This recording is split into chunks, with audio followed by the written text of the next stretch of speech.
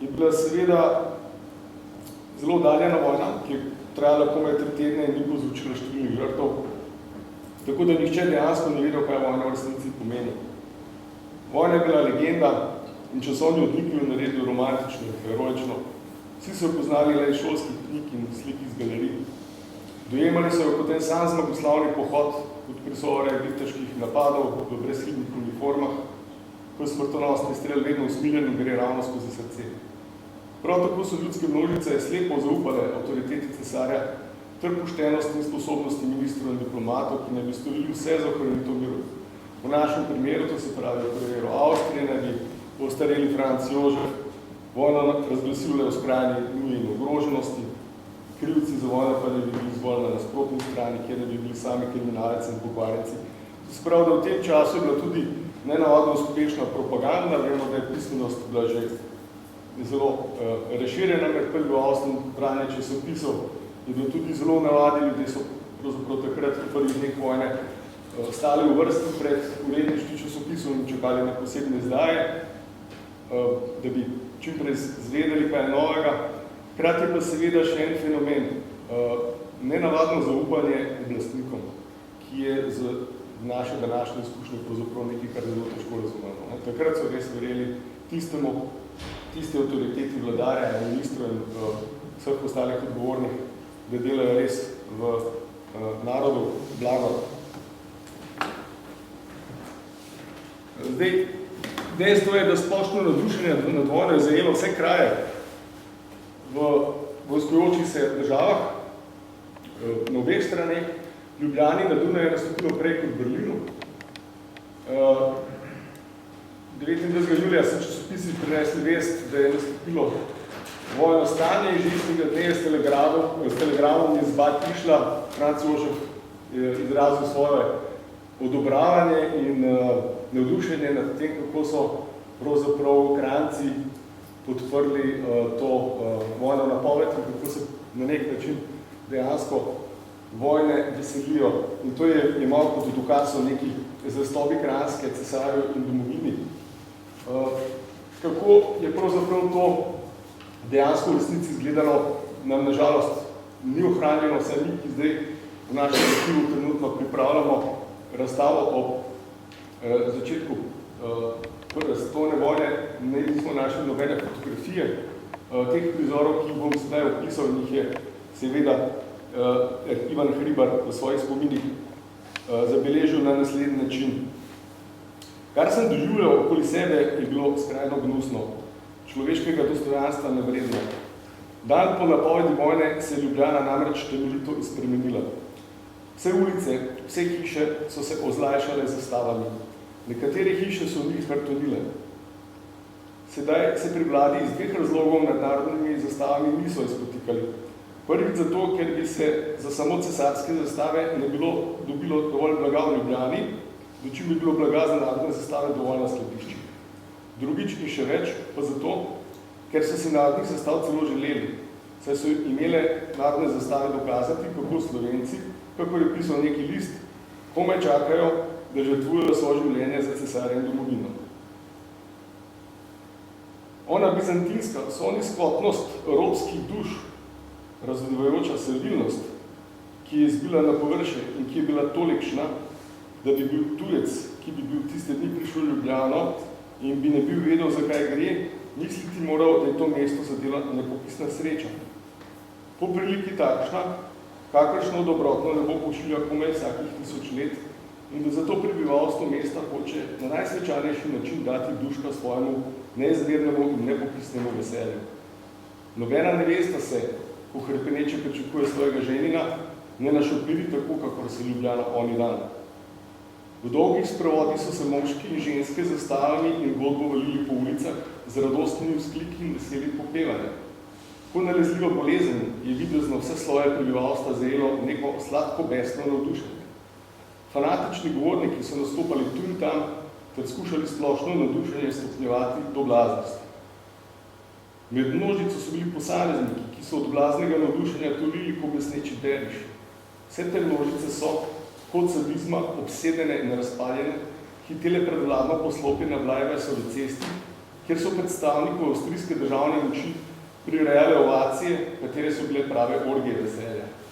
To veselje je bilo videzno takšno, kot veselje mohamedanskih hodočasnikov, ko njihove oči zazro tako željeno pričakovano tajinstveno sveto kavo. Vse to pa zato, ker je krhak starec, ki že očividno ni imel zdrave razsodnosti, pač pa nepremagljivo odvratnost do slovanstva, pognal svoje narode v mesnico. O podobnih dogodkih na Dunaju je v tem času pisal tudi Štefan Zweig v svoji knjigi V svet von Gästen. Vlakovne kompozicije so se polnile s sveže poklicanimi regruti, godbe so igrale, celo mesto je bilo motično. Na ulicah so se spontano oblikovali sprevodi. Nenadoma so se povsod sklapolale zastave.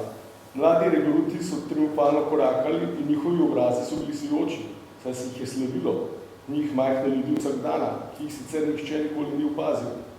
V teh prvih in drugih množic je bilo nekaj veličastnega, navdušujočega in celo zapeljivega, nekaj, čemer se mi je bilo težko upreti. Vse stanovske, jezikovne, razredne in verske razlike so izginile v trenutku, iz katerega se je razlival občutek bratstva. Tujci so na cesti nagovarjali drug drugega, si stiskali roko, vse posod je bilo videti vesele obraze. Vsak posameznik je doživel povišanje svojega jaza, saj ni bil več izoliran človek kot prej. Postal je utelešen v masi, bil je narod. Njegova oseba, za katero sicer nihče ni maral, je dobila svoj smisel. Množice so sledile zastavam svojih držav in zapustile voditelje, ki so vojni nasprotovali, in leta 1914 so narodi Evrope za kratek čas z lahkim srcem šli, da bi klali in da bi bili klani. Po prvi svetovni vojni tega niso storili nikoli več. Tu je prizor 1. avgusta 1914, ko tisoči čakajo pred berlinskim gradom na iztek ultimata Rusiji. Ko se ob 17. popoldne na vratih pojavil oficiri in oznanil mobilizacijo, so zbrane množice zapele koral, zdaj si Boga zahvalijo. In to avgustovsko doživetje opisuje, da je tudi v Berlinu združilo nacijo in potisnilo pozabo razredne nasprotje in socialne napetosti, vse do vrst socialdemokracije prodrlo stališče oziroma mnenje, da je bila vojna nemškemu raju prisiljena. Povelje za mobilizacijo je pognalo 2 milijona vojnih obveznikov na pot do njihovih zbirališč. 100 000 prostovoljcev so se javili na fronto v veri, da bo zmaga hitra in lahka. To so naborniki, ki grejo seveda v mobilizacijske centre v Berlinu, potem že opremljeni uniforme, varajoč, opremljeni z civili, ki podpirajo, grejo dalje. Podoben prizor je tudi na Münchnu 2. avgusta, vidimo znan obraz, eden od teh 100 000 prostovoljcev, ki je 25 let zatem zakuril še nekoliko večjo katastrofo, če ne, zelo bistveno večjo katastrofo. Seveda pa takrat podobnih prizorov ob izbruhu te katastrofe ni bilo več. Povsem druge prizore je bilo videti ob začetku druge svetovne vojne. Ljudje so bili zelo zadržani, na poklic so se odzvali resno in odločno, moči in dani usodo. In pravzaprav ta razlika preseneča, ker prva svetovna vojna je bila spopad za meje in kolonije, medtem ko se v drugi svetovni vojni vojskovalo za ideje, ki so načeloma nekaj višjega in nekaj, kar ne bi bolj mobiliziralo ljudstvo. Tudi na strani Antante je bila navdušenost seveda enaka kot pri centralnih silah in ravno tudi ta pričakovanja, da bo vojna trajala kratko in da bo v kratkem izid znan, da bo trajala dolgo. Presenetljiv odziv na mobilizacijo je bil tudi v Rusiji, kjer so mobilizirali 15 milijonov rezervistov in so pričakovali na milijone dezerterjev. Vendar se v poklicu ni odzvalo le nekaj tisoč obveznikov. Množične demonstracije pa so kazale, da je ljudstvo vzelo vojno za svojo. Znamenita oseba z carskega dvora Rasputin je tudi takrat dokazal svoje preroške sposobnosti, vendar ga nihče ni poslušal, ko je ruskemu prestolu naslednik poklical. Naj oče ne gre v vojno, kajti vojna pomeni konec Rusije in vas samih. V njej boste izginili. Posledice 1918. Razočaranje množice sicer nastopilo že po nekaj mesecih, ko se je skazalo, da ta vojna ne bo hitra in ne bo trajala nekaj tednov. Končni izid pa je presenetil tudi najbolj pesimistične. Okrog 9,7 milijonov mrtvih v vojnih spopadih, 30 milijonov ranjenih in pohabljenih. To je vojna, ki je še vedno te vrste vojna, da je največ mrtvih med vojaki. Kasneje se tu spremeni, so seveda civilisti tisti, ki so največje žrtve. Odgovornost za tako veliko število žrtev pa zgodovinarji pripisujejo v prvi vrsti poveljnikom, ki s svojo doktrino bojevanja niso dohajali novih orožij, ki jih je prinesel razvoj tehnike. V prvi svetovni vojni imamo novosti, kar se tiče orožja, strojnice, metalce, potem bojne pline, vojna letala, spopolnjene topništvo in tako dalje. Nekdo je zapisal, da je šlo za vojno vitezov v industrijski dobi. Dejansko je doktrina temeljila na izkušnjah iz francosko-ruske vojne, dobrih 40 let, ki se je končala dobrih 40 let prej, in je vse temeljilo na neki predpostavki, da se zmaga dosega v odprtih bitkah, da se je zmago moč doseči v frontalnih spopadih. Na koncu pa je seveda ravno ta tehnika pripomogla k temu, da so se frontne črte stabilizirale in da je vse skupaj se spremenilo v pozicijsko vojno, v kateri pa spet vojskojoči strategiji niso našli nekega drugega odbora, kot pa kopičenje vojaštva in kopičenje vojnega materiala ter poskusi preboja v front, kar je rezultiralo seveda v novih žrtvah. Beda in bolezen v zaledju je bila seveda prav tako katastrofalna. Zaradi neposrednega vojnega delovanja okrog 900 000 mrtvih, zaradi bolezni in lakote, ki jih je povzročila vojna, pa je število smrti presegalo 5 milijonov 800 000.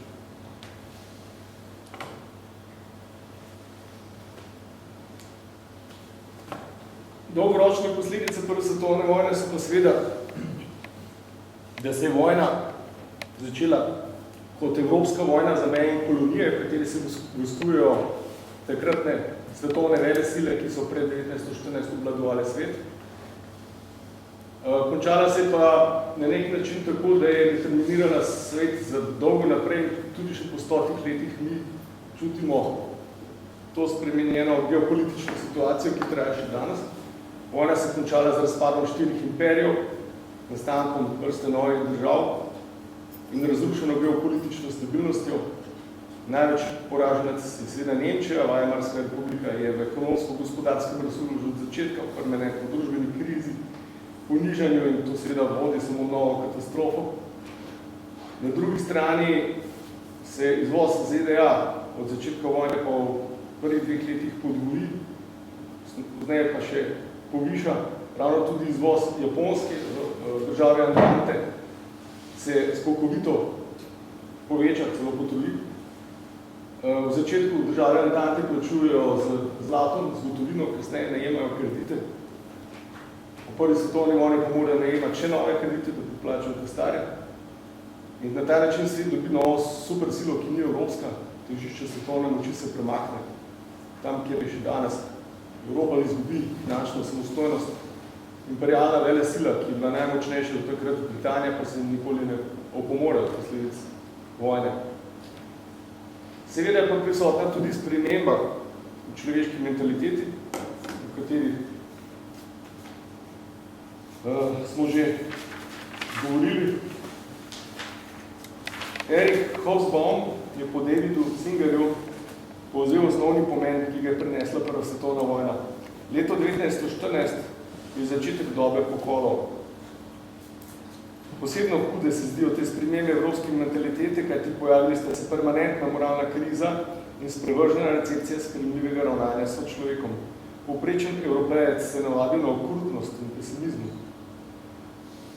Po letu 1914 so množice katastrofe in naraščujoče barbarstvo so množične katastrofe in naraščujoče barbarstvo postale integralni in pričakovani del civiliziranega sveta. Kljub splošnemu napredku in dvigu življenjske ravni so katastrofe, katerih prva se začela leta 1914, človeštvo naučile, da živi v pričakovanju apokalipse. Čez 25 let ljudje niso več verjeli v dobronamernost oblastnikov in so se zelo nazorno spominjali vsega, kar je vojna prinesla. To se pravi, da je prinesla vse tisto, kar je bilo nasprotno od tega, kar so opevali ljudje, ki smo jih na začetku izpostavili. To se pravi, da ta navdušenost enkrat za vselej izgine. Vojna je seveda prinesla tudi stranske pojave, kot je na primer nasilje nad lastnimi državljani. Avstrija je zaprla, internirala ali konfinirala čez 100.000 lastnih državljanov, kar je do takrat bilo nekaj neverjetnega. Vsaj v takem številu ni bilo običajno. Potem se je prišlo tudi do genocida nad Armenci, ko so vsi pozrli v drugo smer. Je takrat nekje ocenjujo, da do 1,5 milijona ljudi izginilo in na to se pa je kasneje tudi sklical Hitler, ko je rekel, Armencov se nihče ne spominja več. Zakaj se nihče ne bi spominjal tudi Židov. Nekateri lokalni vidiki razpleta, ki ga je prinesla globalna apokalipsa, to se pravi, če gledamo naše ožje področje, to se pravi Avstrijo. A.J.P. Taylor je rekel, da vojna lahko le pospeši procese, v drugi državi, kot je bila Avstro-Ogrska, pospešuje razpadanje. Avstro-Ogrska monarhija je bila tam od Badenjeve krize naprej v neki pad poziciji, ker se pravzaprav ni na nobenem nivoju bilo mogoče pogovarjati oziroma doseči nek kompromis, neko odločitev na političnem polju. Pravzaprav je vlada, ki jo je postavljal cesar, vladala na podlagi nekih izjemnih določil 14.14 ustave določila, da je lahko, če tako nakazuje razmere, možno ustvariti provizorij, no in v Avstriji od začetka 20. stoletja je bilo vse provizorij od državnega proračuna na niže. Slovenci so bili pa, tako kot cela monarhija, ujeti v pad poziciji, spopad med germanstvom in slovanstvom, iskanje državno-pravnega okvirja, ki bo nudil pogoj za narodno preživetje. Slovenci so razdrobljeni, narodno telo po različnih deželah kupnimo in seveda izpostavljenost narodnega ozemlja italijanskim apetitu. V nemško-slovenskih odnosih vojna pospeši procese v smislu, da se napetosti dvišajo, vendar se dinamika neke razrešitve ne nakazuje. Vse, kar se je nekje od začetka ustavne dobe, od 60. let 19. stoletja koncipiralo, ne napreduje nobeno smer. Glede iskanja rešitev slovenske perspektive v avstrijski monarhiji v smeri realizma pa vojna dokončno razblini vse upe oziroma utopije. Tu imamo Nemce alpskih oziroma slovenskih dežel v prvi svetovni vojni, ki prvo svetovno vojno, tako kot ostali Nemci v monarhiji, jemljajo kot neko priložnost v tem smislu, da dokončno uredijo vprašanje državnega ustroja na ta način, da se zagotovijo svoj vpliv, da ne bodo moteni pri doseganju svojih nacionalnih interesov. Seveda na roko Nemcem so šle seveda vojne razmere, kajti Avstro-Ogrska je po izbruhu vojne dejansko postala povsem odvisna od Nemčije, imela je zelo omejeno avtonomijo tako zunanji kot notranji politiki, kjer je seveda tudi bila odvisna od nemške vojaške in siceršnje pomoči.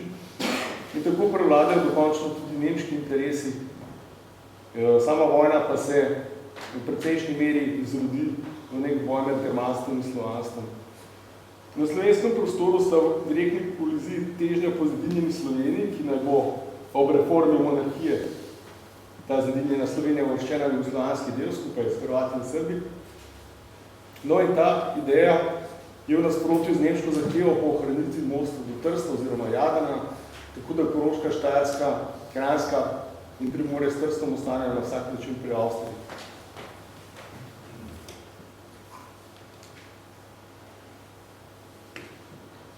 Nemci iz nacionalnih svetov, dežel Koroške, Štajerske, Kranjske in Primorja so že od leta 1914 sodelovali in načrtovali, kako bi bilo dobro reformirati monarhijo. Te spremembe pa seveda morale priti od zgoraj v obliki oktroiranih sprememb ustave. Moramo vedeti, da parlament ni zasedal med prvo svetovno vojno in ravno to je šlo Nemcem takrat v korist, ker so želeli prepričati vladarja, da bi te njihove zahteve v obliki sprememb ustave vgradil sistem in tudi na nek način prekrojil podobo države. 1916 pride do nemškega velikonočnega programa z zahtevami, da naj se Galicija prepusti nove državne enote Poljski, Dalmacija pa Ogrski, s ciljem ustvariti nemško večino v Dunajskem parlamentu, ter s tem nemško prevlado v Avstriji. Naj se doseže carinska in gospodarska unija z Nemčijo in naj se vzpostavi gospodarski nadzor srednjega s prevlado Nemcev in Madžarov. V tako oblikovani Avstriji, nemški Avstriji, bi nemščino razglasili za uradni jezik. Dosegli naj bi razvito okrožje na Češkem. Seveda, predvsem tukaj pa je ena od poglavitnih zahtev tega velikonočnega programa, da se seveda dežele, v kateri živijo Slovenci, ohranijo pri Avstriji in da se ne vključijo v kakršnokoli trialistično rešitev oziroma subtrialistično rešitev v obliki neke Serbo-Kroacije, ki bi mora biti lahko nastala v okviru monarhije.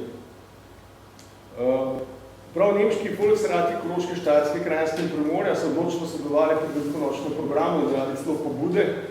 Njihovi predstavnika Otto Ambrožič iz Celja in Ferdinand Eger iz Ljubljane sta pa sodelovala pri predstavitvi tega programa leta 1916. Predstavnik kranjskih Nemcev Eger je celo predstavil načrtovanje jezikovno ureditev, jezikovni zakon. Poudarja se pomen, kot smo rekli, zoper trializem in zoper združitev hrvaškega in slovenskega elementa, kar ne bi bilo za Avstrijo pogubno po teh nemških ocenah in jo je tudi pohnilo v vojno.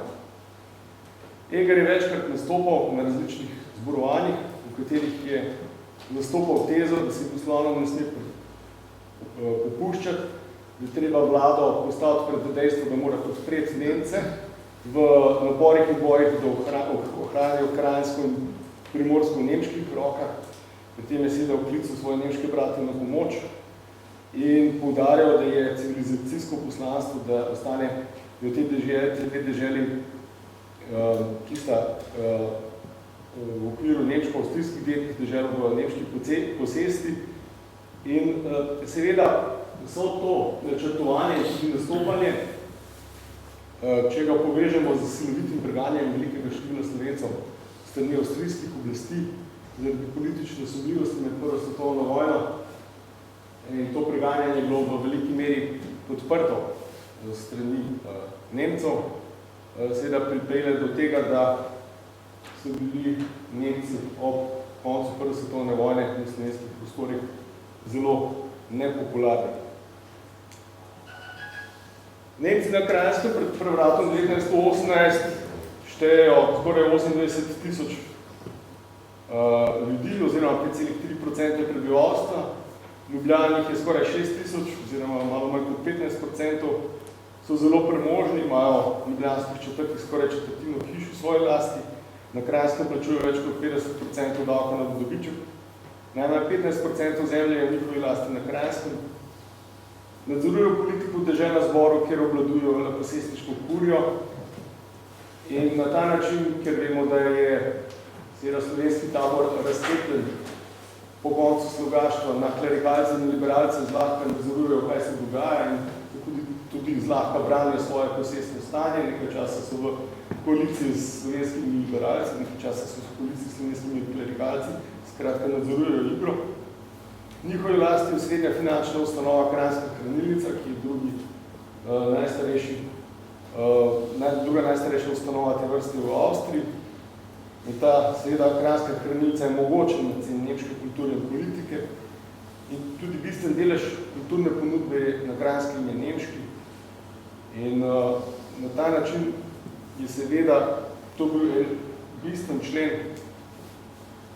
tega nemškega mosta do Adrije, ki se je leta 1918 začel majati, se je začel prebujati.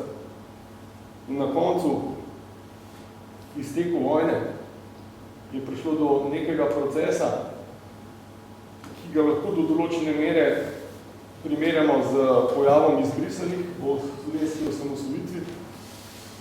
Dejansko je število Nemcev na Kranjskem upadlo za več kot 12 000, v Ljubljani pa za več kot 4 000, tudi procentualno so se številke oziroma deleži Nemcev zelo skrčili. Prihajalo je do izselitve množice uradnikov, ki so bili dobesedno čez noč odpuščeni iz služb, pometanih stanovanj, pokojnine nemškim uradnikom so se nehali izplačevati, oziroma so se izplačevali le Jugoslovanom. Kdo je ali ni Jugoslavija odločala vlada, oziroma predstojniki po pooblastilu vlade. Domovinska pravica oziroma državljanstvo niste potem igrala nobene vloge. Prišlo je do temeljite slovenizacije večine ustanov društv in nemških posesti, od vseh prej naštetih ustanov, jih ne ponavljam. In prišlo je do ukinitve nemškega obradovanja in nemškega pouka v šolah in drastične odstranitve nemških napisov vseh javnih mest. Torej, težko rečemo, da se je Nemcem ta priložnost, ki so jo videli ob začetku in najprvo svetovno vojno, realizirala ta njihov nemški most, je razpadel. No, po drugi strani, če tako nekako razmišljamo, nemškega mostu ni bilo, tudi v fizični obliki, ker ga je potem Italija utrgala 1/3 in tudi Slovenci niso prišli do svojega cilja. Gremo naprej. Drugi primer nekoga, ki je v začetku prve svetovne vojne zaslužil, da je to morda prilika. Ivan Šuštačič pred vojno zelo zaupal Franca Ferdinanda na njegove napovedi, da bo okrepil hrvaško državnost. Franc Ferdinand je bil vladar, oziroma predstavljal naslednik vladarja, ki je videl možnosti predvsem za državo v tem, da se utrdi dinastična moč. Na živce mu je šlo dualizem, predvsem ogri, in v tem smislu želel okrepiti hrvaško državnost in na nek način odtrgati od ogrske in neposredno podrediti kronik. Kar pa je seveda tudi Šuštaršiču se zdelo zanimivo, ker je tudi vsa slovenska politika v tem času videla možnost v neki hrvaško-slovenski skupnosti oziroma državni enoti, ki bo potem na nek način nudila nek okvir za narodni razvoj oziroma ga zavarovala pred germanizacijo, ki je seveda napredovala. Šuštaršič je seveda, njegova politika je bila ta, da je od začetka do konca on je bil ultralojalni dinastiji in Avstriji. Pravzaprav ni želel nikoli odstopati od teze, da se interesi Slovencev in dinastije prekrivajo v popolnosti. Njegova ideja je bila, da morajo Slovenci izkazati zvestobo državni monarhi in na ta način dokazati, da so potrebni za večino monarhije in da bo tako dosegli nek pravni položaj ob federalizaciji Avstrije. Seveda pri tem se posluževal raznih manevrov, ki niso ravno niti bili preč okusni. Najprej vojno hujskaštvo po atentatu na Franca Ferdinanda, naprimer v letni zborovanju v Unionski dvorani, ki je slovenskega fanta bo razdrobila črepinjo Srba, v katerem živi požrešna megalomanija in tako naprej, je še ščuval, pozival k vojni. Potem začetek vojne vidi tudi kot možnost za obračun s konkurenco s slovenskimi liberalci in jih poskuša vladi prikazati kot sovražniki dinastije in srbofile. Pošilja prošnji vladi naj prepove izhajanje slovenskega naroda, ne razpusti slovensko društvo in ob tem, na primer, uporabi tudi besede, vidi se že na ljudeh, ki so bili aretirani. Ni jih veliko, tudi njihova barva čisto nedvoumna.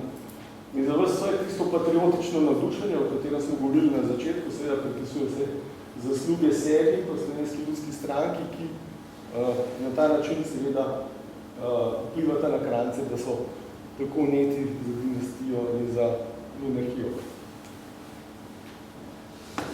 Že prej prihaja do razkola med njim, med Janezom Evangelistom Krepom in pa Korošcem, pa Jegličem. Vendar od leta 1917 se pa ta razpor v stranki SLS čedalje bolj večja in ti akteri se seveda kasneje od njega oddalijo. Tudi Majniško deklaracijo, ki jo seveda podpiše, jo še zmeraj poskuša interpretirati vedno skozi očala interesov dinastije oziroma Habsburžanov, ne želi se odmikati od te ultralojalnosti. Tako je na koncu tudi oktobra 1918 razočaranje mora se stopiti vseh strankarskih in uradnih funkcij, ter se kot prvi slovenski politični emigrant umaknil vidno. Njegovi zavezniki in sopotniki ob začetku vojne se prelebijo zagovorniki jugoslavijske rešitve, tudi izven monarhije, seveda čedalje bolj in na koncu seveda pride te rešitve, ne. To so ti Jeglič, Krep, Korošac. In seveda na koncu rezultira to v takih komunističnih karikaturah, kjer se ga pripizuje, kako je ves črn dopusti od tega avstrijakanstva in da ga ni možno oprati. Na drugi strani se pa Jegliča, ne, ki je Šušteršiča v začetku vojne neto podpiral in bil ravno tako navdušen nad tem, da je Avstrija vstopila v vojno, pa je potem počasi se preko obdobja prve svetovne gibal v drugo smer, da je na koncu pristal v taboru teh, ki so videli rešitev tudi v Jugoslaviji izven okvirja avstro-ogrske monarhije. Zmagovalci, to se pravi Šušteršiču ni uspelo. Kdo so zmagovalci pravzaprav na našem prostoru? Na balkonu Deželnega dvorca v Ljubljani je pred 30.000 glav navdušeno množico 29. oktobra 1918 nastopilo 7 ljudi, ki so slavili propad Avstro-Ogrske in prihod nove države Jugoslavije. Zdaj človek se na začetku vpraša, katera množica je tista prava. Ona je iz leta 1914 ali iz leta 1918. Veliko ljudi je bilo verjetno v obeh množicah, pristno je navdušenje je bilo takrat in zdaj. Vsekakor je zanimiva že sestava teh govorcev. Ne. Najprej koga ni. Tistih ni, ki so že 1914 delali za Jugoslavijo, preporodovcev, ki so prerejali dijaške štrajke, ki so bili zaprti po ječah, tega ni nobenega. Tudi Ivana Cankarja, ki je odkrito že leta 1913 govoril v mestnem domu, pustimo Avstrijo v lastnem grehu, budemo kakor nazili v Italiji, podobno. Tukaj so ljudje, ki z izjemo Ivana Hribarja niso prav nek krval pot potili za Jugoslavijo. No, Hribar je bil res zaprt nekaj mesecev in potem tudi konfirmiran, on je bil nekaj vrste mučenik. Kasneje pa je bil prezrt, ni bil postavljen na neko posebno važno funkcijo, ampak so ga potolažili z mestnom ambasadorja v Pragi. Zdaj Tavčar je seveda kameleon, nekaj vrste, od začetku vojne je prisegal vdanost Habsburški monarhiji in z magistrata govoril, kako vsak kamen magistrata priča o zvestobi Slovencov monarhiji in da brez monarhije Slovencev sploh ne bi bilo. No, zdaj, na koncu vojne, vidimo, je že navdušen Jugoslovenar. Zdaj vsi prvi trije so liberalci, ne, Hribar, Trilar, Tavčar. Kar je pa zanimivo, da je ključen del svojih govorov so posvetili zahvalam tistim, ki jih ni bilo. To so bili klerikalci, in sicer Korošac, ki je bil odsoten, ki je bil v Zagrebu takrat, in pa Krek, ki je bil že pokojni. Zahvaljevali so se jim v bistvu zaradi tega, ker so odpadali od Šušteršiča in omogočili, da se je Majniška deklaracija zapeljala in tisto smer, kot se je, in da je večina slovenskega naroda enotno nastopila v to smer, da je sprejela jugoslovansko državo v tej obliki, kot je potem prišla. Vsi trije so pravzaprav tudi izpričani centralisti z idejami o enem jugoslovanskem narodu in prehajanju na enotni južnoslovanski jezik brez nekih slovenskih posebnosti. Ostali štiri so popravno sproti. Jugoslavija vidijo federalno državo, v kateri bo Slovenija kot posebna enota imela možnost za lasten razvoj kulture in jezika, pa tudi vere. Jeglič je tudi pravi oportunist, smo že omenili na začetku vojne, navdušen pristaš obračuna sovragi Avstrije in je Šuštaršič na njegovi ultrapatriotski drži podpiral, kasneje pa se je gibal in pristal na drugem bregu, smo rekli. Le tisti, ki je pa dejansko z obnaženo sabljo presekal zvezo z monarhijo in preklical presegal Avstriji, ter je zrekel za obljubo Jugoslavije, Mihajlo Rostokar. Mihajlo Rostokar je bil že pred vojno izpričan slovenski nacionalist in se spuščal v javne žolčne spopade, na primer z dr. Ilešičem in med drugim zapisal. Ilirizem, citiram Rostokarja, ilirizem meri končno na to, da se Slovenci spojimo s Hrvati in Srbi v eden narod slovanski. Da se to uresniči, moramo Slovenci kot narod izginiti, ker drugače slovanski narod sploh ne more nastati. Ali ni to proti našem narodnem interesu? Če bi se posrečila ta nameravana asimilacija z danes tako zavednim in močnim srbskim narodom, ali ne sledi z tega nekaj velikosrbska propaganda? Jaz sem najprej Slovenec, potem šele Jugoslovanec. Svoje slovenske narodnosti ne žrtvujem nobenemu narodu, niti italijanskemu, niti nemškemu, niti češkemu, niti srbskemu. Temu se ustavlja moja slovenska narodna zavest, imenujte to moje stališče, avstroslavizem, separatizem ali kako že hočete. No in človek s takimi načeli in s takimi pogledi se ni bal javno izreči, bil pravzaprav pa tisti, ki je bil pa edini v tem trenutku tako odločen, da je prišel na balkon deželnega zborca, da je izdrl sabljo iz nožnic in povedal, mi, vojaki, odpovedujemo prisego cesarju in Avstriji in polagamo prisego v naročje Jugoslavije. Vseh 6 prejšnjih gospodov, ki sicer pozdravljali Jugoslavijo. In zelo deklarativno so imeli visoko domeče besede, ampak nobeden se ni upal povedati tega, da v tem trenutku se gre proč od Avstrije in da se vstopa v neko novo državo. Da gre za prelom. To je skoraj nekdo, ki se predstavlja to državo povsem drugače kot nekateri drugi, kot naprimer dr. Ilešič, ki je kasneje dosegel tudi to, da Mihajlo Rostokar ni mogel biti predavatelj na novoustanovljeni ljubljanski univerzi, ampak da je dobil pečat avstrijakanta in zaradi tega tudi bi moral biti obrno predavati in je akademsko kariero razvijal trg, šele potem kasneje se je vrnil po drugi vojni nazaj v Slovenijo. To je nek tak zanimiv kolaž ljudi, ki pravzaprav pozdravljajo neko novo državo, predstavljajo si pa zelo različno, kaj bo ta nova država prinesla in kakšna sploh bo. Seveda, navdušenje množic nepopisno, poročajo novinarji. Gromkih živjo klicev noče biti konca. Med množicami gre vihar kakor veliki val. Vsak doved, da prihajamo iz stare Avstrije v Jugoslavijo. In prav navdušenje popolno, potem kot to Rostokar povedal. Pomedljivo je pa še tisto, kar je še eden od teh govornikov, ki je bil pa iz vrste socialdemokracije, takrat povedal z tega balkona, deželnega dvorca. Danes smo si vsi edini v želji, da dobimo domovino, ki bo pravična nam vsem. Prepričani smo, da bo ustroj države SHS popolnoma drugačen, kakor centralizem nekdanje avstrijske države, ki leži pred nami kot star kadaver. Evo, kakšna pričakovanja.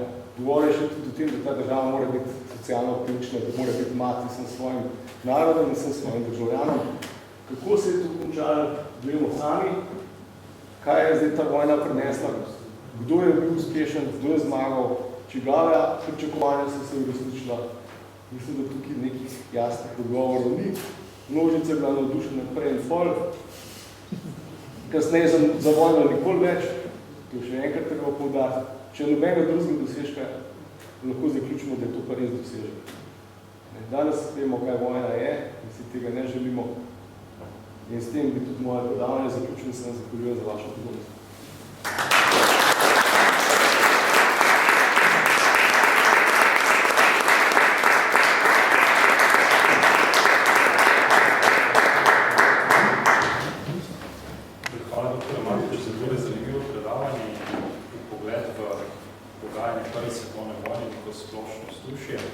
Sedaj ste pa na vrsti vi, zdaj izbrala se nas je kar nekaj, s besedo na dan predavatelja vas na razpolago, prav gotovo poznal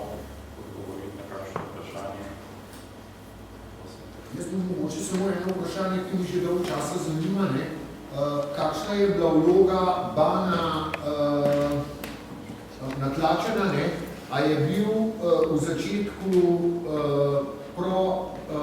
proti jugoslovansko usmerjen, potem pa je postal Ban Dravske Banovine in ali držijo, recimo, da je te njegove besede, da je stal v, a je to samo legenda, da je stal v zvezdi na kandelabru in je vplil Srbe na vrbe in tako dalje.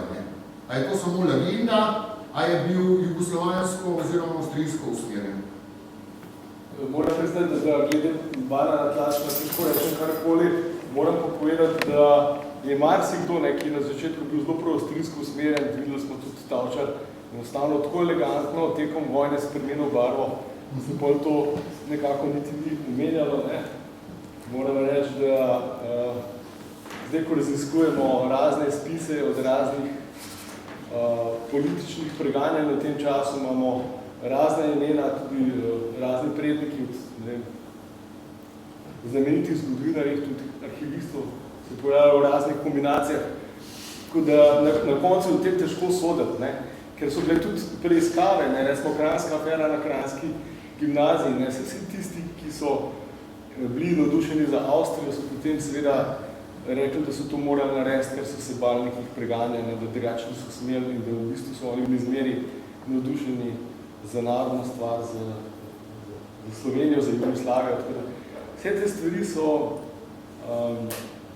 zelo relativne in je težko pravzaprav najdeti tako načelnega človeka, kot je bil sam Šuštaršič in po tej strani on bil fascinanten.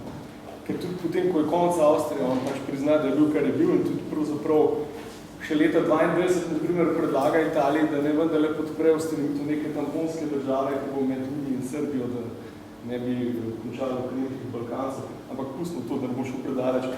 Ne vem drugače za Bana natlačena konkretno, ki pa ne moramo govoriti, tako da žal. Hvala.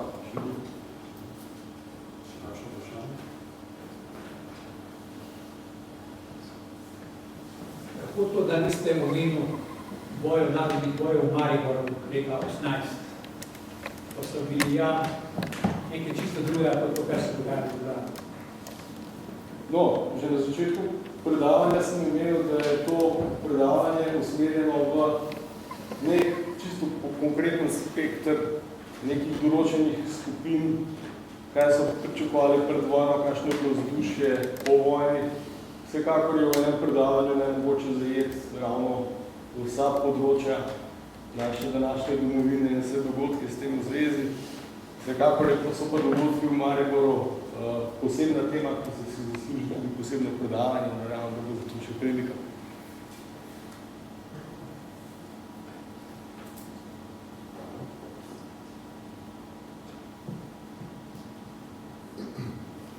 Eno vprašanje. Podatek po izseljenih Nemcih, ko so izseljeni, pregnani, tudi pobiti, ilustrirani, kakorkoli hočeš, iz Ljubljane. Bilo jih je skoraj 6000, ostalo jih je par sto. Kaj je bilo s premoženjem z njimi? So šli v Avstrijo, Nemčijo, so ostali tukaj. Imaš mogoče povedati? Usoda kranjskih Nemcev je pravzaprav ni do koncev dognalo, kako je kaj bilo z njimi. Veliko, rekel bi, da celo večino teh Nemcev so predstavljali kočevarji, ki so že pravzaprav bili neke vrste ekonomski imigranti in so se seljevali v Ameriko v tistem času. Že pred Prvo svetovno vojno je ta trend nastajal, potem pa se je verjetno še tudi pospeševal. Kar se tiče pa uradništva, ki je bilo po Ljubljani, pa v glavnem odhajali čez mejo, ker so bili enostavno k temu primorani, ker tukaj niso imeli več ne strehe nad glavo, niti osnovnih sredstev za preživljanje. V tistem času pravzaprav prihaja do neke vrste izmenjave uradnikov med Nemško, Avstrijo in Novo Jugoslavijo, ker z novo nastane Nemške Avstrije, pač slovenski nameščenci ravno tako niso bili zaželeni in so morali zapustiti tiste kraje in so seveda tukaj morali na nek način poskrbeti za nova delovna mesta, tako da tukaj šlo za neke vrste, kako bi rekel temu, humano, etnično čiščenje, se o tem tako izrazno, čeprav so zelo tak, ne tak, tudi izraz. Ampak to razumevanje na obeh straneh je obstalo. Nemško-avstrijska vlada pa deželna vlada na Kranjska se izmenjujejo dopise in se tudi dogovarjajo konkretno, dokdaj veljajo te liste za izplačila, dokdaj naprej druge. To je nek proces, ki je bil na nek način tudi v drugih delih bivše avstro-ogrske monarhije prisoten. Del Nemcev pa je videti, da so šli tudi mogoče lahko tudi v drugo smer. Oskar Plavc, ki je bil en od znamenitih ljubljanskih Nemcev, je na primer končal v Vojvodini, ker v Vojvodini je pa nova država imela neko tendenco, da pa ukrepi oziroma na novo spodbudi nemško nacionalno zavest pred prebivalci, ker so na nek način hoteli neutralizirati Madžare. No in on je tam pri teh vojvodinskih švabih našel neko okolje, ker se je izvrstno pravzaprav ujel, ker mu ni bilo treba pravzaprav nič spremeniti svoje delovanje nazore in se ostalo samo preneslo iz enega okolja, kjer je bil nezaželen, neko okolje, kjer je postal zelo zaželen. In to v okviru nove države. Ne. Tako da možnosti so bile različne. Konkretno, kam so vsi ljudi šli, pa ni povsem jasno, ker noben to vrstne evidence bo.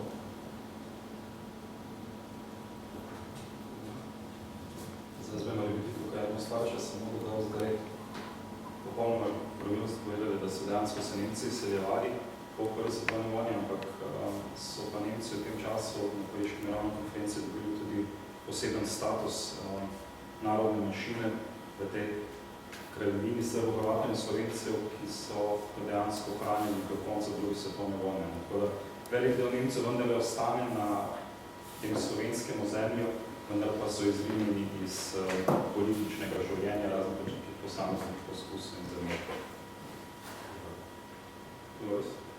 Mogoče še eno vprašanje, recimo, kaj se je zgodilo z nemškim plemstvom.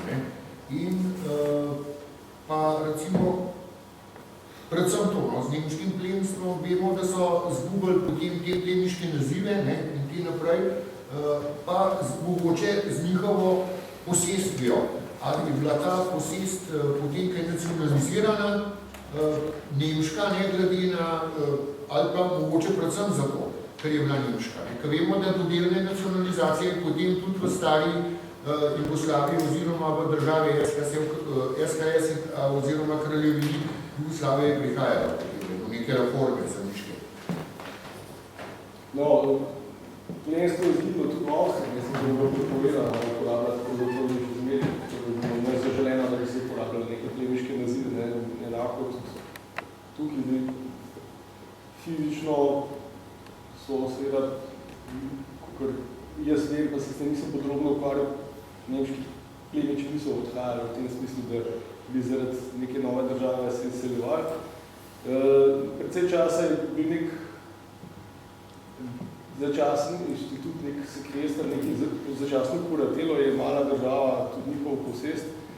Kako se pol naprej točno razpletlo, ne vem, ampak kar se tiče pa društv, je pa povsem jasno. Recimo, vsa društvena imovina je bila slovenizirana, Kranjska hranilnica je pravzaprav bila prisiljena, da je prevzela upravni odbor Slovence na ta način, da so predstavljali večino. Isto je tudi s filharmonično družbo se zgodilo, Anton Lajevec je takrat pač bil neke vrste upravitelj prisilni, ki je potem sklical skupščino družbe, v katero je pol članov toliko in toliko Slovencev, da so dobili večino, da so potem oni povsem prevladali in izrinili Nemce. Podobno je bilo tudi s Kazino, potem vse tele nemške koče so bile slovenizirane. Vse, kar je bilo društvenega oziroma kulturno-društvenega, to tukaj pač ni bilo neke posebne milosti, kar se tiče nemške posesti. Za samo zemljiško posest, pa ne vem, tukaj moram pokazati tega, s tem se nisem ukvarjam, ampak zdi se mi, da nekih pravzaprav prav drastičnih posegov in imovino teh posesti ni bilo. Ja, zdaj vprašanje ni čisto neposredno povezano s prvo svetovno vojno, ampak slabih 10 let pred izbruhom vojne je nastal še en program reorganizacije Habsburške monarhije in sicer se imenoval Die Vereinigten Staaten von Groß Österreich. In po tem načrtu ne bi Slovenijo nekako znotraj teh združenih držav Velike Avstrije predstavljala enota Kranjska s posebnim državnim ozemljem Kočevsko. Me samo zanima, če je imel ta program na slovenskem kakršenkoli odmev ali če je bil v programu slovenskih politikov zastopan. Da bi se prav posebej bolj navdušil na takim programom, da nisem zasledil, je pa res, da je pa Franc Ferdinand se navdušil nad tem, da bi pravzaprav na nek način oživil oktobrsko diplomo toliko in toliko desetletij nazaj, ampak to je bila ideja o neki federalni Avstriji, ampak ne o federalni Avstriji, nekih enot, ki bi bile po meri oziroma zarisane na nekem narodnostnem principu, ampak neka pseudo-feudalna federacija, ki ne bi bila to neki historično-pravni, neke historično-pravne tvorbe, ne bi se uživele, ena od teh ne bi bila seveda tudi Kranjska, s tem, da enostavno ni šlo v to smer, da ne bi bila to neka moderna federacija enakopravnih narodov, ampak bolj neka situacija, v kateri bi dinastija pridobila na moči, ki jo je pravzaprav z delitvijo moči, ki je nastopila ob dualizmu, ko je na eni strani imela pač nemško buržoazijo, na drugi strani ogrsko drobno plemstvo za partnerje, se zdelo Francu Ferdinandu, da to nespremljivo, da je treba stvari drugače urediti. Tako da, ja, ideje o federalni Avstriji so bile, ampak ta od Franca Ferdinanda sigurno ni bila neka moderna federacija. Toliko vem o tem. Omenil si te jugoslovansko ali pa, kako rečemo, prosrbsko usmerjene ljudi, Slovence med vojno. A je to kaj bolj podrobno raziskano? Ali so kakšni podatki, recimo, kak so bili kaznovani ali pa najbolj pogosto ali pa ne vem? Ja, koliko je bilo tega, recimo? Imaš recimo, seveda, preporod, to je bila dijaška organizacija, ki je približno leta 12 se začeli organizirati in so bili pravzaprav povezani z Mlado Bosno, ki je organizirala tudi atentat na Gavrila Principa. Ne so se nekih stike in izmed sem že malo trujen planil. Hočem reči, da so bili v nekih stikih in so se celo dogovarjali za neko sodelovanje v smislu, da bojo v slučaju nekih izrednih razmer skrivali ljudi in orožje na tem ozemlju ali pa na ono, kako bi se pač izkazalo. Preporodovci so organizirali tudi dijaški štrajk z marca 1914, zaradi tega, ker oblasti niso dovolili recimo proslavljati 500. obletnico zadnjega ustoličevanja Koroškega vojvoda v slovenščini. Seveda so imeli za svoje ideale Srbe in njihov boj, v balkanskih vojnah, to je bila neverjetna inspiracija, kako vendar lahko se postaviš za svoje nacionalne pravice in zastopali so načelo, da Avstrija ne bo nikoli nek državni okvir, v katerem bi Slovenci dosegli svoje narodne pravice in da Slovenci lahko svoje narodne pravice dosežejo samo v katastrofi, v ognju in v vojni, to sprav za razpadom Avstrije. Na tem so pač delali. Potem je bil ta veleizdajalski proces decembra 1914. Takoj po atentatu na Franca Ferdinanda se je začel val teh aretacij, hišnih preiskav in člane preporoda so spravili pod ključ in na podlagi teh hišnih preiskav se potem zavrtelo to kolesje, obsojeni so bili, večinoma so odnesli relativno poceni, od nekaj tednov pa do 7 mesecev, edino 2 Endlicher, pa ne sem že pozval to drug, Jenko, se mi zdi, da je, je bil prvi obsojen na 5 let, Endlicher je pa večji umoral. In tukaj se tudi pojavljajo špekulacije, da so ga okužili z nekim bacilom TBC, podobno kot princip.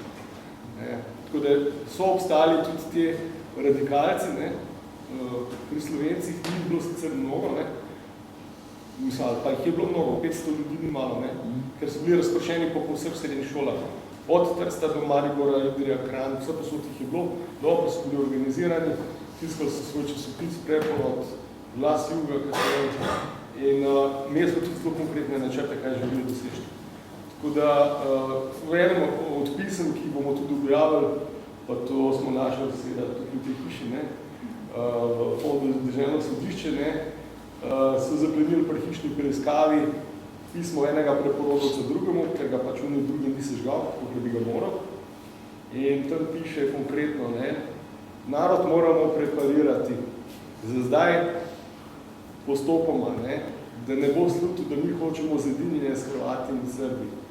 Pika. In to je bilo pač tisto kritični moment, kjer so pa pol na sodišču dokazovali, da so oni bili prevratniška in protidržavna organizacija, ki na začetku so se brali, da je bilo preporod neka počitniška zveza, pa da so samo malo potovali. Niso hoteli več kot tudi, ne. Pa so jih s takimi dokazi pri hišnih preiskavah dejansko prebili na zid in se je končalo, kar se je. No, Cankarja sem že omenil, on je imel radikalna stališča, ki jih tudi skril. Župančič je bil tudi zelo pro-jugoslovansko, pro-srpsko usmerjen in imel precej simpatij do te vzajemnosti. Je pa tudi precej tega, kasneje se je videl, ne, čeprav je to razpoloženje zelo splošno, ne, da je navdušeno za vojno, da je pro-avstrijsko, ni toliko zelo malo ljudi, ki so tudi drugače razmišljali, ampak takrat se enostavno ne imeli. Tudi Hribar, če smo čisto odkriti, ne, kar je me upozorila kolegica Žabota, je v Pragi izvedel za atentat na Franca Ferdinanda in je iz previdnosti poslal Sežano Brzojavo podeželjenemu predsedstvu. Kar ga pa ni rešilo, da se ne bi ne šlo v Ljubno, v pol leta in pol informacije. Te stvari so zanimive, jaz upam, da jih bomo uspeli tudi mi v naši razstavi predstaviti. 28. junija imamo otvoritev v Atriju mestnega magistrata, tako da je že zdaj povabljeni.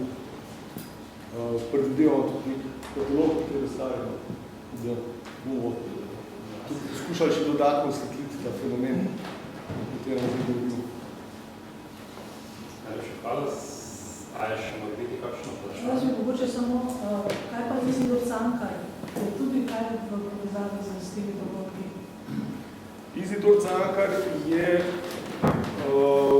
v teh dogodkih predvsem kot nek nasprotnik, sicer katolik, ampak nasprotnik te Šušteršičeve super ultralistične drže, ki je bila na nek način tudi cinična, pa predvsem na kulturnem področju seveda Škofjevič, na primer, je proti gledališču, je proti kinematografu, je proti vse te kulturi, ki lahko pohujša, ne, in potem piše recepte, če se umetnik sme, če se ne sme, kaj lahko upodablja, kako lahko piše. In na te ravni je Izidor Cankar silovit nasprotnik te ultralistične drže v SLS, seveda je pa tudi on, tudi intelektual zelo širok, ne, in je bolj naklonjen tej Krek Koroščevi liniji, ki se je kasneje tudi iztekla precej, v smeri združevanja z Jugoslovanjem. Še zadnje vprašanje, gospoda? Ni vprašanje, ampak dejstvo je, da je na tam atentata v Rušah bil sokolski zlet. In na tem zletu so takoj naslednji dan 26 Rušanov zaprli in obtožili vele izdaje. To je dodatno tem, kar ste govorili o preporodovcih. 3 mesece zatem so pa tudi zaprli starosto Sokola Franja Rusino in ga obtožili vele izdaje, in 3 mesece zaprt v Gradcu. Na koncu pa obtožnica proti njemu ni bila izdana in so ga spustili.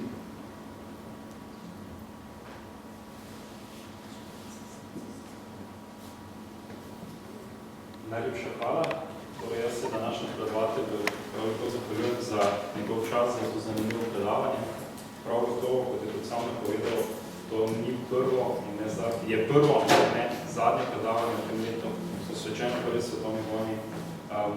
Vabim vas čez natanko en mesec, drugo sredo v aprilu, ponovno v Arhivu Republike Slovenije, ko bo naslednjo mesečno predavanje, ki ga bo imela naša mlada kolegica tema pa je nekaj stezi si primorci, tako da to me zadnje izjetna besedo, zato ker še na takšnega glasovanja sporočila, tako da bomo vabljeni pa tudi na Travnik pred arhiv, kjer si lahko gledate razstavo o zakladnih slovenskih arhivov in pa eno nadstropje hiše, kjer si lahko preberete arhivaljo tega meseca. Kozler. Ja, Kozler. Njegov testament, Kozler, ob 150 let ustanovitve